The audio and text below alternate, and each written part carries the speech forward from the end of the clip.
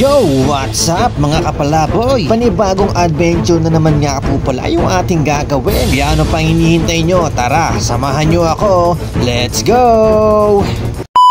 Ngayong araw nga po pala pupunta kami sa bayan po ng Baler. Pero ito po muna yung mga nadaanan namin. Dumaan nga po pala kami sa bayan ng Pantabangan at nakita ko nga po isang magandang spot na ito. Isa po siyang kainan. Gustuin ko man sanang tikman yung kanilang pagkain. Kaso nga wala tayong pambili. Ito nga po pala yung Alberto's Farm. Matatagpuan po sa bayan po ng Pantabangan. Ito nga lang po pala siya sa may tabi ng highway. Hayaan nyo sa mga susunod na araw kapag meron na tayong sponsor, titikman natin yung mga ganitong restaurant para naman malaman nyo kung masarap ba o hindi. Matagal ko na nga rin po pala itong nakikita pagka nagra-ride ako dati, pero ngayon ko lang talaga siya nahintuan. Bila nga pala akong huminto dito sa may tulay, nakita ko po kasi ang ganda po talaga ng view. Hindi ko lang po sigurado kung ito pa ay nasasakop ng Pantabangan or ito po ba ay sakop na ng Castañeda. Ang ganda po kasi talaga ng ilog dito at ang linaw. Marami nga din po nagpipiknit sa ilalim ng tulay, kaya naman talaga na-amaze ako sa itsura ng lugar. Shout out nga po pala sa mga nasa ilalim ng tulay dyan, yung mga bata, dalagita at saka po meron pang mga nagiinuman. Bala ko na po sanang bumaba dito, pero sabi ko mamaya na lang kapag pauwi na kami. 12 na nga po pala na tanghali dito, kaya medyo mainit po yung lugar. Tingin ko nga po masarap po ditong kumain at magluto. Meron pa nga din po dito nanguhuli ng isda. Yun po kasi talaga yung hilig ko, ang manood po na nanguhuli ng mga isda. Sobrang na-miss po kasi ko kapag nakakita ako ng mga ganon. Kagandahan nga po dito pwede mong ibaba yung service mo. Yun nga lang, hindi ko alam kung kakayanin ni Palaboy. Natatakot na kasi ko kasi baka mabalaho na naman siya at mamaya baka wala kaming katulong na magtutulak. Nasa gitna nga pala ng bundok yung tulay na ito, kaya nga po sa mga nakakalam ng lugar na ito, isang kaway naman nga po dyan.